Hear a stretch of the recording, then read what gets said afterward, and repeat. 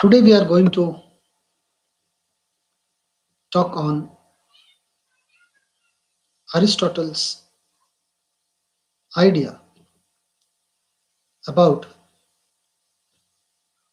how a plot carries necessity and probability in it.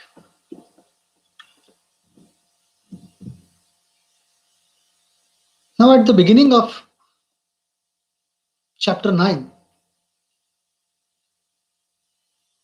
Aristotle takes a further step, as we have seen that yesterday when we discussed that what Aristotle talked about the concept of unity and how he pointed out that unity is in the action, and he even talks about a very simple thing that every plot is concerned with the action and experiences of single person, but the experiences of single person is not enough to make it unified, because we require necessity or probable connection between the events with each other. Moving further with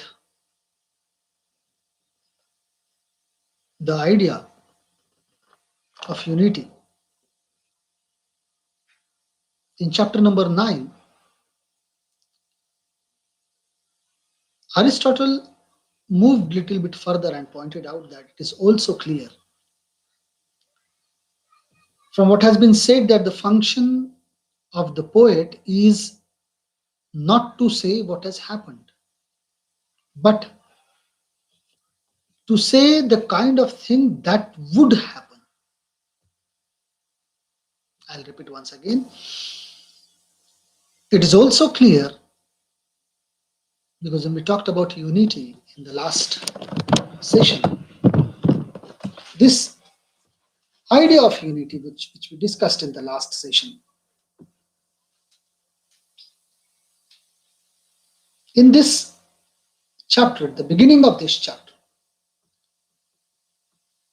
Aristotle is making it very clear that the function of the poet is not to say what has happened. He'll not explain what the things had taken place, but he would say the things that would happen. Please understand, he will not say what has happened, he would say what would happen. That is, what is possible in accordance with the probability or necessity. Now, the distinction between what did happen and what would happen is not as sharp as it might seem at first glance. When somebody says what did happen and what would happen, we feel that there is a sharp distinction between the two when we look at it. But later in the chapter, Aristotle observes that there is nothing to prevent some of the things which have happened from being the kind of thing which probably would happen. Now, naturally, we may have a particular doubt in our mind that If I don't know what has happened before, how can I understand that there is going to be a necessary consequential action taking place at this moment?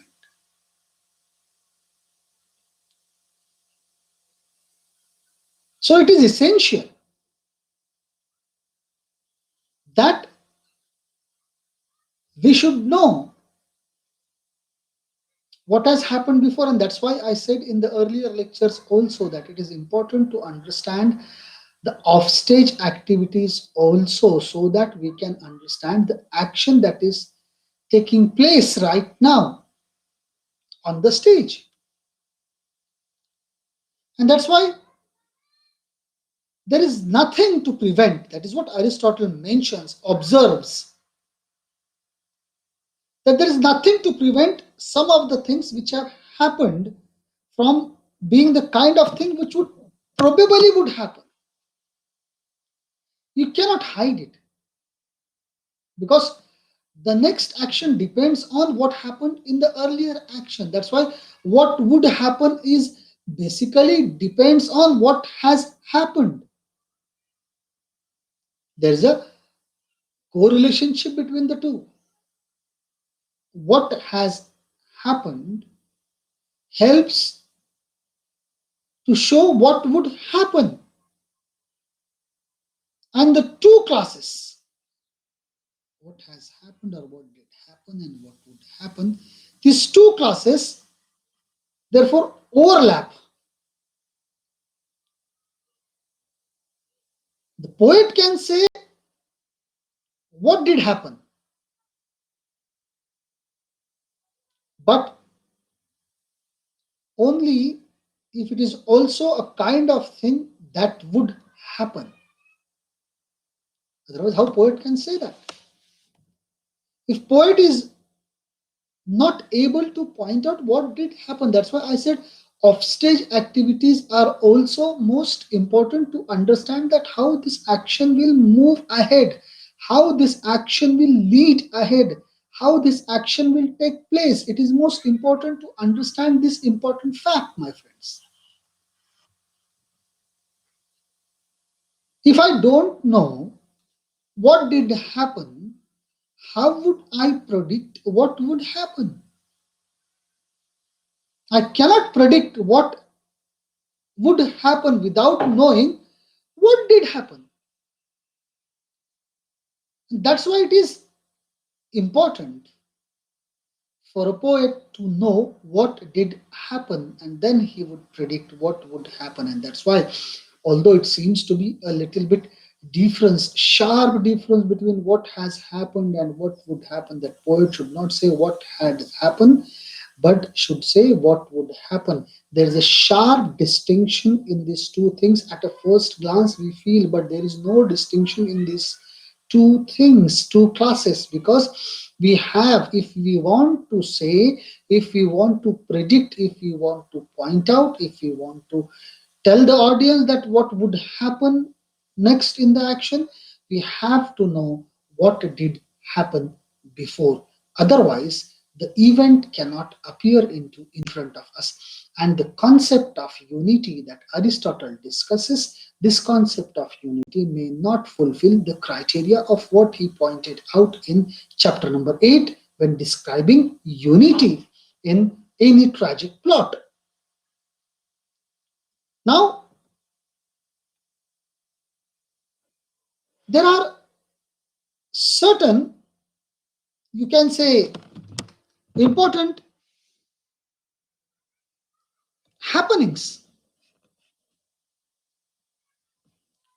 in what cases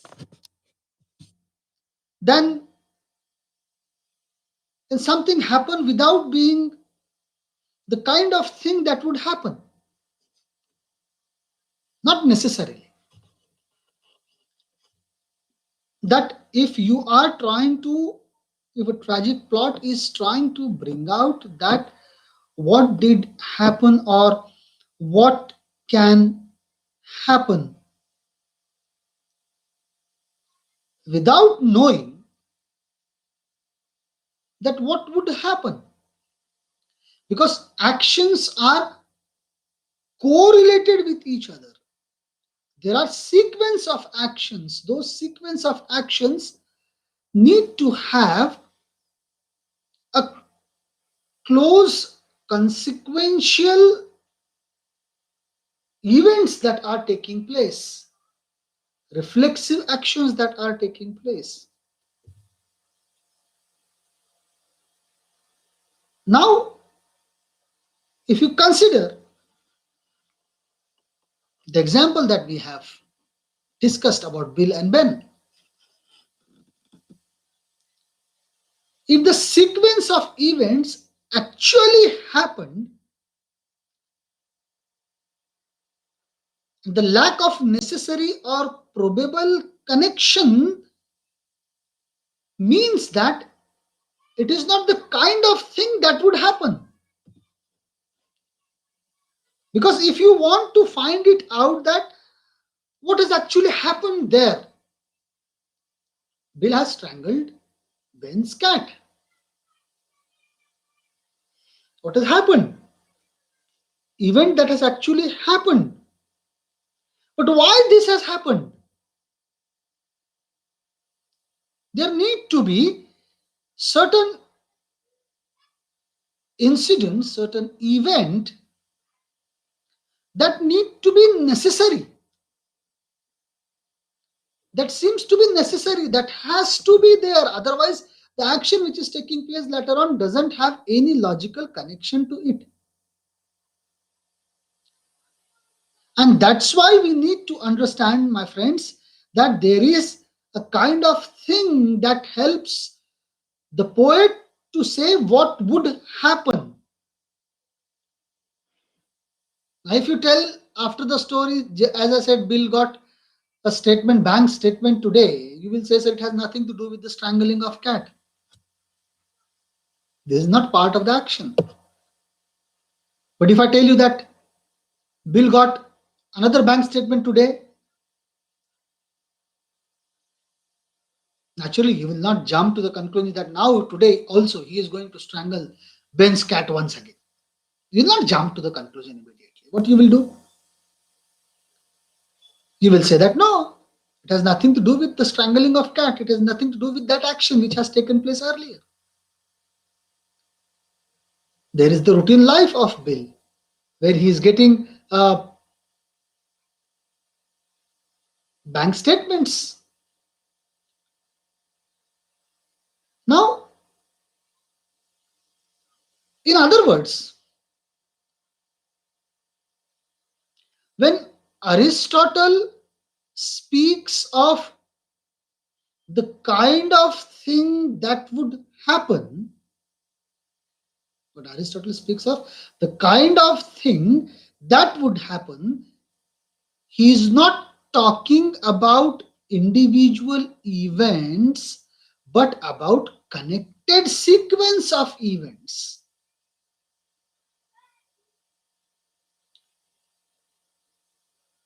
If you are considering, if you are thinking that what has happened has a consequence of what would happen, but if what would happen is having something which is not at all suitable for the earlier event, then how this what would happen being the part of that particular action? And that's why what Aristotle is speaking, that he is not, Aristotle is not at all talking about individual events but the connected events. Once you understand what has happened, then there's a connected event too that happened, will tell you what would happen. Again, that what would happen will become has happened, and again will tell what would happen. In that way, there is a connected events and connected sequences. These connected sequences of events construct a well formed plot. If a poet wants to construct a plot what out of a given sequence of events, the poet wants to construct.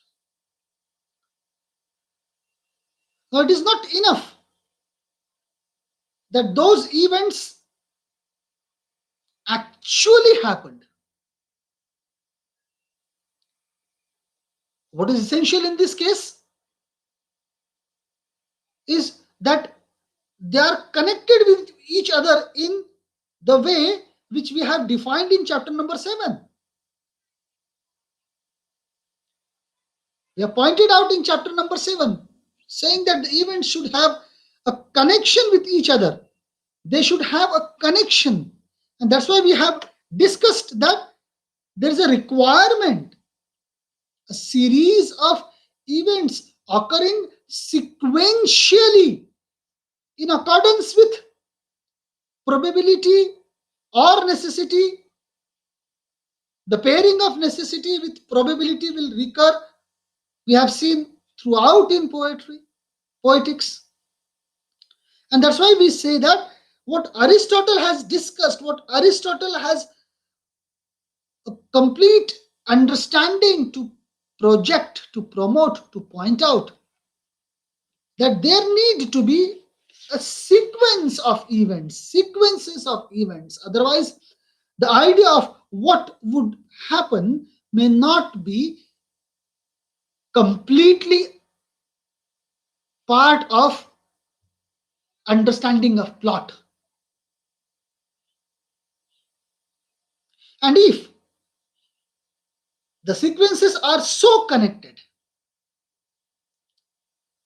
now it does not matter whether they actually happened or they are not real or are they real. It has nothing to do with real happening, nothing. Or nor even the sequences require the idea of what we say that it's beginning, middle, and end, or very framed, very closed idea of this linear sequence. Because we have seen the example of Harold Pinter's betrayal. But the condition is there should be events which would point out towards probability, and for probability there is necessity. Without necessity you cannot predict the probability, and that's why necessity and probability are part of explaining the well made plot, well formed plot. Now another way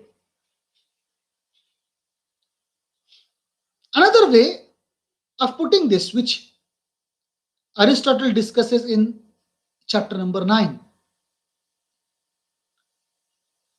that is to say that poetry tends to express universals. Poetry tends to express universals. Now, friends, we must be very careful here. Poetics or poetic plots do not deal in generalization. Excuse me. Poetic plots do not deal in generalization. Please understand this fact.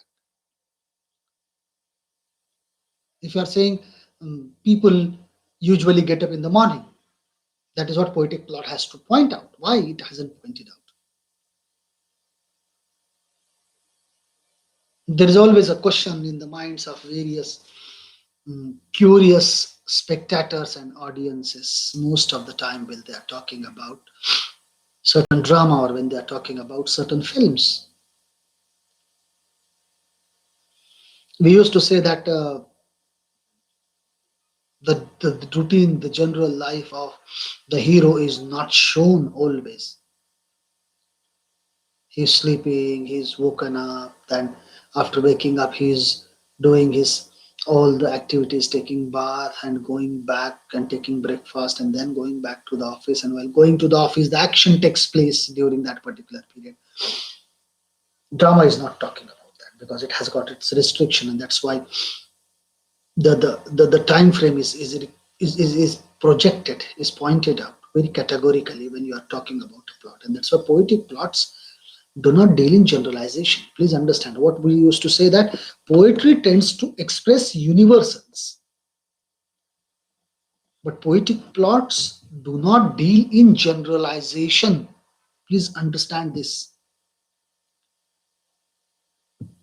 They may, or they make statements about what a particular individual does at a particular time. They may make statements about it. Bill got up in the morning. These general statements can be made, but they do not deal with generalization.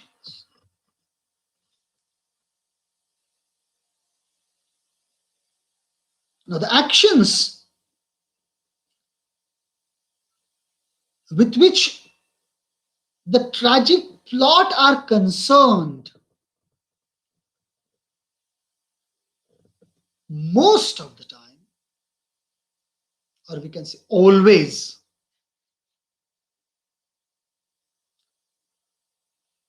especially tragic plots I'm talking about. The tragic plots are concerned, are typically so exceptional things. They are concerned with typically exceptional things.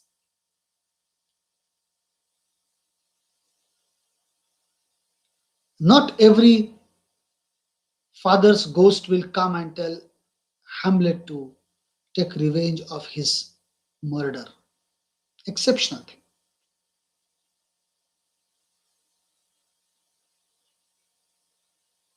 Not all the Lady Macbeths will say Macbeths to kill King Duncan and become a king. Very, very rare or may not be possible in general life. They're exceptional. So the tragic plots are concerned with certain typically so exceptional that would make us to feel absurd to say it general. If you say that this is general, that every father's ghost will come and point out and say to his son that yes, you have to take revenge of my murder, my death. Is it possible? Will we take will we find any examples like this continuously? Or will we find examples like this in our day-to-day life, that there are ghosts coming and pointing out that I've been killed by my relative? There are exceptional cases, exceptional. And if you are making exceptional general, then it seems to be an absurd thing.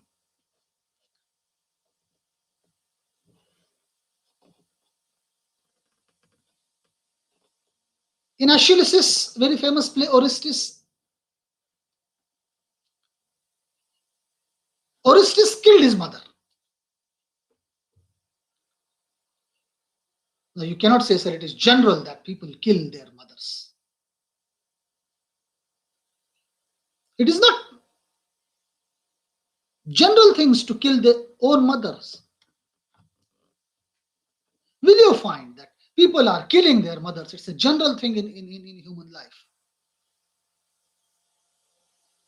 Or will you find the story that Sophocles has brought in the play called Oedipus the King, where you will say that there is a marriage of son and mother, always general thing in our routine life. Marriages are general. There are exceptional stories. Now, you may say, sir, people like Orestes may kill their mother. But you will not find Orestes always. It is not general that people kill their mother. You say, sir, okay, it's not general. But maybe Orestes in the society will kill their mother. No, this generally, generally, if it takes place, then there we need to understand that there are certain circumstances in which Orestes killed his mother. And those circumstances are not common. Those circumstances are not taking place regularly in the society. Those circumstances are not part of life. Orestes killed their mother in certain circumstances. Those circumstances are not in general. And that is one reason why Orestes' situation in such a potent basis for tragedy. Exceptional cases, exceptional circumstances are having a potential for tragedy. That's why not every story can be a tragedy, nor every story can be a comedy.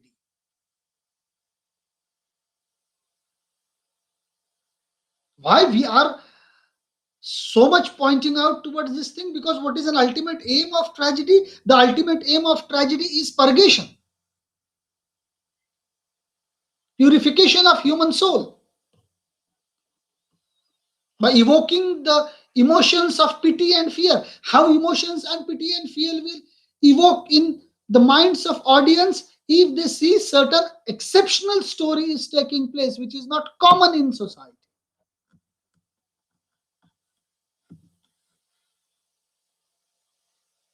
We see deaths in society. Death is common in society. That means every death, if you're walking on the road and if you see daily, if you're living besides the graveyard and you see daily dead bodies are coming for cremation there, you are daily looking at dead bodies, so it is not evoking pity and fear in your mind. Or a person who is working in postmortem unit of any hospital, watching every dead body, cutting every dead body, will he have any evocation of pity and fear because of the death or because of the issues that he will see? No, he will not. This death will not evoke pity and fear in his life. So he requires certain exceptional case to evoke pity and fear in the life. And that's why tragic plot carries exceptional actions, exceptional events in exceptional circumstances. So these exceptional events carry the potential for tragedy, and that's why we can say Achilles' Orestia is a well formed plot. If it is a well formed plot, then it is true that a person like Orestes would necessarily or probably kill his mother in such circumstances produced by the poet. In those circumstances, you will see, yes, this he has to do that.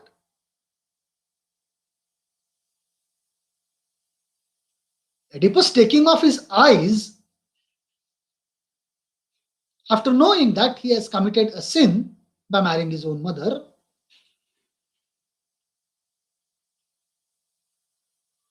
this is very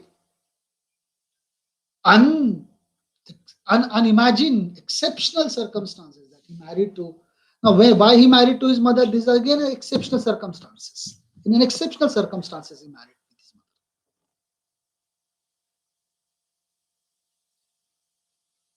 and that's why he has taken that punishment of taking off his eyes. Now, in such circumstances, if he takes such type of punishment, then it has been justified by the audience also that yes, it is a mistake committed by him, and that's why he has paid the price for that particular mistake.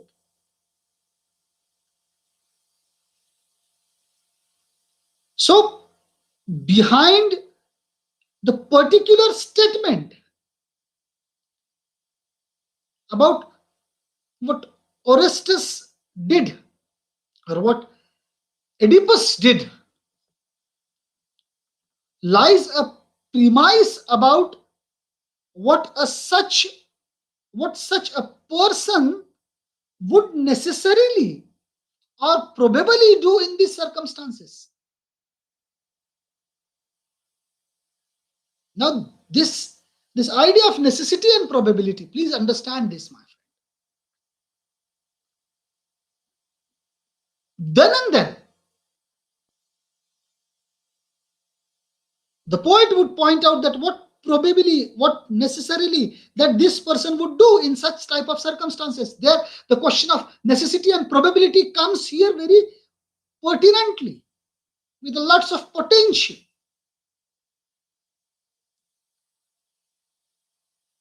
And this premise is a universal truth for that particular circumstances. And that's why the statement that we discussed in the beginning of our lecture today, that poets usually talk or discuss that is universal. Poet tends to express universal. Yes, in these circumstances, what Orestes or what Oedipus did is universal. Because these persons are exceptional. These persons, they are in such type of exceptional circumstances, and in such type of exceptional circumstances, if this took place in actuality, if it takes place, then there would be the result of these circumstances may be like what Oedipus or what Orestes has done. And that's why poetry is concerned with particular sequences of events, not all the sequences of events. Poetry is concerned with particular sequences of events, but the connection between those events, the connection between those events means that they instantaneous universal structure, they should have an instant universal structure, because in these defined circumstances this defined result would come, because I said you that Aristotle is basically a man of science, and that's why he knows. If you ask anyone who is doing chemistry and he said two molecules of hydrogen and one molecule of oxygen will make a water, but in certain, if you are having two molecules of hydrogen in one beaker and one molecule of oxygen, if you mix it, you will not find immediately a water. In certain circumstances, that has to take place. And that's why Aristotle is talking about that particular poetry is concerned with particular sequences of events, but the connection between those events means that they instantiate universal structure. They should bring the universal structure after they are shown in that consequences, in those sequential connection of sequential events. Now, to talk about universal structures is to talk about the things in which philosophy is interested. Again, you will say, sir, what about this? Because at the beginning of this particular text, Poetics, we discussed that Aristotle is interested in pointing out, Aristotle is interested in bringing out and talking about philosophy. And that's why when you talk about universal structure, you are talking about philosophy, the things in which philosophy is interested. Philosophy is interested in universal structures. Now, the universality of poetry therefore gives it something. Universality of poetry gives it something in common with philosophy. This is not to say that poetry is philosophy which is carried by other means.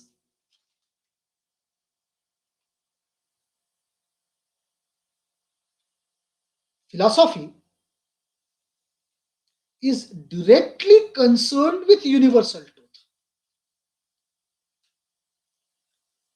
Philosophy is directly concerned with universal truth, but poetry's concern is indirect. Poetry is not directly concerned with the events, the universal truth.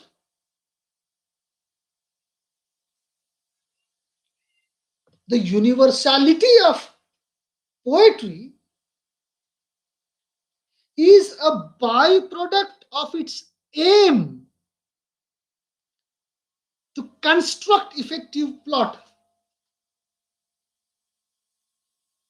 Why you require connected events in poetry? Why a plot of poetry requires the connected sequences of events? Why a plot of poetry require the idea of necessity and probability?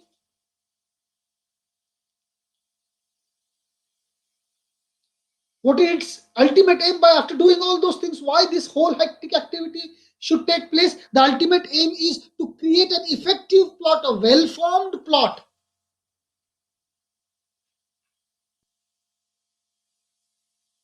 And this well-formed plot may bring out a statement about certain universal truth. And this is nothing but a byproduct. Poetry has not aimed to give you universal truth. Poetry is not at all made to give you universal truth. It is tend to express universal truth. When it is tends to express universal truth, in that case, we need to understand how this universal truth will come out. Universal truth or universality of poetry is nothing but a byproduct of construction of effective plot.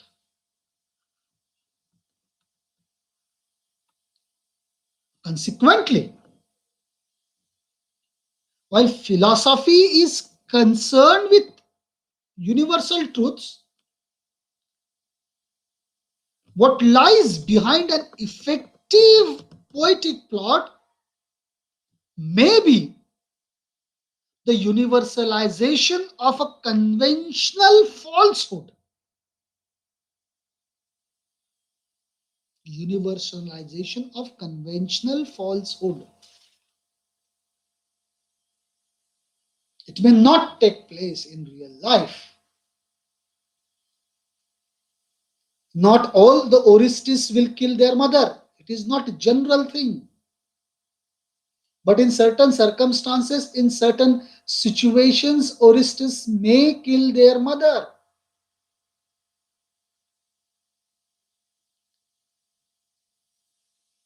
This is universalization of conventional falsehood. This is not real thing. That is somehow conventional false that people will marry with their mothers. So, poetic plot, an effective poetic plot, may be the universalization of conventional falsehood. Hence, we can say that,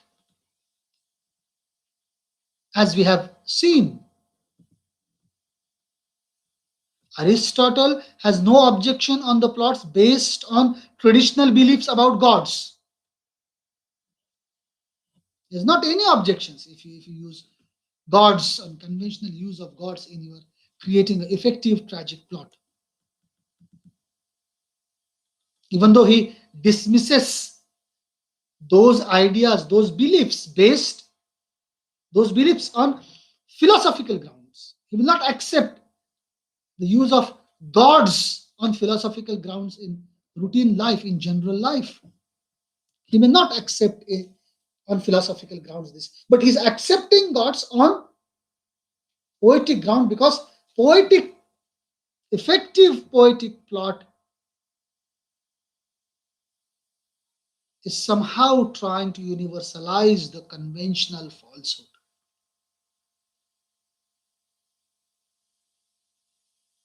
Again, there may be then the question comes in our mind, then what about Plato's remark then? And Plato is saying, I'm not allowing any poet to stay in my ideal state because poet usually tells lie. And here Aristotle is saying that effective plot may be bringing the universalization of conceptual falsehood, conventional falsehood. Why conventional falsehood is being created there? Why conventional falsehood is universalized? Because this conventional falsehood would evoke the emotions of pity and fear.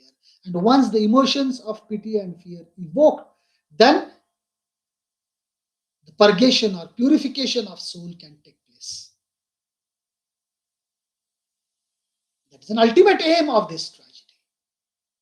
And to make an ideal state, you require an ideal citizens. And ideal citizens are possible only if we are making their soul purified from all the falses, all the false things of their life.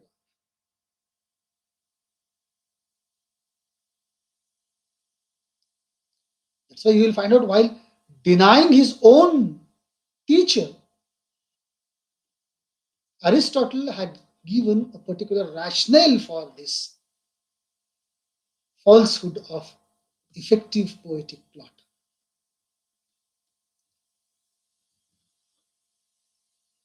Now, if you say that if you are not saying false, that means if you say truth, then the truth is going to be universalized and it is going to be part of philosophy. It has certain commitment to universality. If you talk truth, then Aristotle uses the example of historiography. Historiography, although bound to truth, historiography is necessarily bound to the truth that what has happened. Is there any chance in history to say about what would happen? Is there any chance in history to point out that what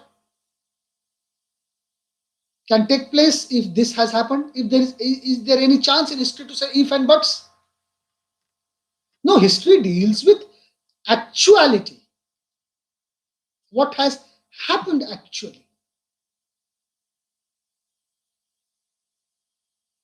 But what historiography mentions what has actually happened, that is not going to be universal.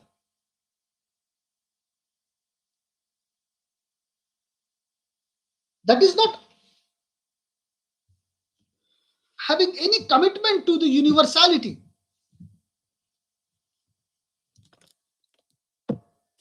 History records what happened within a given period of time, irrespective of whether the events form a sequence linked with necessity or probability. History has nothing to do with it. History will not look at this particular thing. Although history is pointing out, although history is telling the truth, but history has nothing to do with the sequence of events in that given time.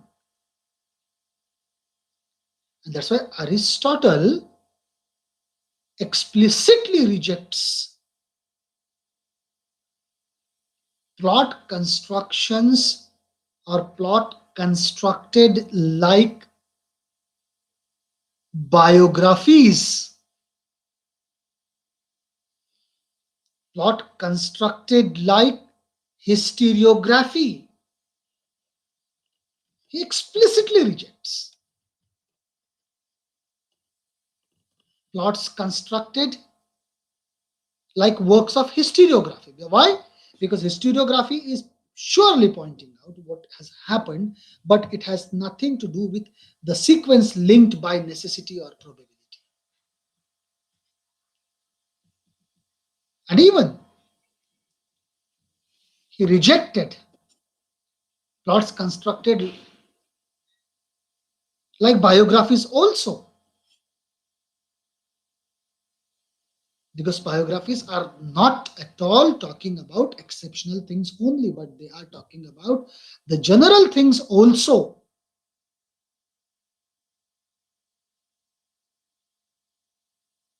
This is how you can say, my friends, that all these arguments, all this discussion about primacy of plot, why plot is primary in any poetry, in tragic poetry, why plot is most important. The reason is that plot explains you each and everything. There's an ultimate aim, and that's a primacy of plot. If you are reading a tragedy, if you are studying a tragedy, what would be the ultimate aim of that tragedy?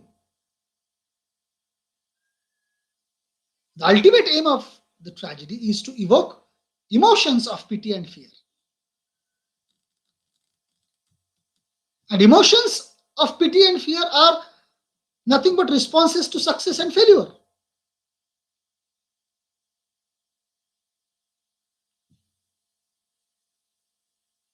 So we can reach to a conclusion anticipated in Aristotle's argument of primacy of plot on these grounds that the emotions which tragedy aims to evoke, the emotions which tragedy wants to bring out, are responses to success and failures. Hence, we can say that tragedy is not an imitation of persons, but it is imitations of actions. If actions are being imitated with the idea of necessity and probability, when I'm using or when these words recur in poetics, necessity and probability again and again, it means that it is pointing out towards the sequence and the consequences of events, the events that needs to be connected with each other. If the connected events are not there, then there is no chance of having the ultimate result of tragedy. And Aristotle's ultimate aim is to evoke the emotions. What Aristotle is trying, that is what tragedy is written. Tragedy is written to evoke emotions. This evocation of emotions are possible only if there is an effective tragic plot. Effective tragic plot can lead to reach its ultimate aim, its ultimate destination. Otherwise, it will not help you. And that's why Aristotle rejects history, Aristotle rejects biography to show the effective tragic plot. Because he also mentioned it very carefully that this effective tragic plot may universalize the conventional falsehood, which is indirect effect, which is indirectly concerned with philosophy, because philosophy deals with universal truths. And that's why the line that at the beginning of chapter number 9 he says that poetry tends to express universals. Universals are being constructed in poetry. Universals are not directly coming to poetry. Universals are to be constructed in poetry. And this is how is constructed in effective plot. And that's why plot is the primacy or the primary part or the most important part or the most essential part of tragedy. This is how Aristotle has pointed about the basics of plot. These are the basics of plots. Now, this basics, once you understand this basic of plot, that it requires the things that has to be connected with each other in sequence, and those connection need to be in such a way that there need to be have a necessity and probability. What has happened is not essential, what would happen is essential. And if you require to say what would happen, you require to know what has happened. Necessity and probability are part of the plot, because everything that becomes universal is surely going to be a philosophical, because philosophy used to deal with universal truths. Universal truths directly related concerned with philosophy, but poetry indirectly concerned with philosophy, not directly concerned with philosophy. These are the basics of plots that Aristotle is discussing in Poetics. Now the discussion further moves to the two important terms, reversal and recognition. That is also part of plot. And what Aristotle talks about reversals and recognition, how the idea of reversal and recognition is part of Aristotle's discussion in giving an effective plot, and pointing out how this reversal and recognition play a crucial role in making the plot most effective. We'll discuss these things in tomorrow's lecture so that you can able to understand it. I hope that the basics of plot that Aristotle has talked about, the basics of plot that Aristotle has discussed about, we have talked it, we have discussed it. I hope that you understand this.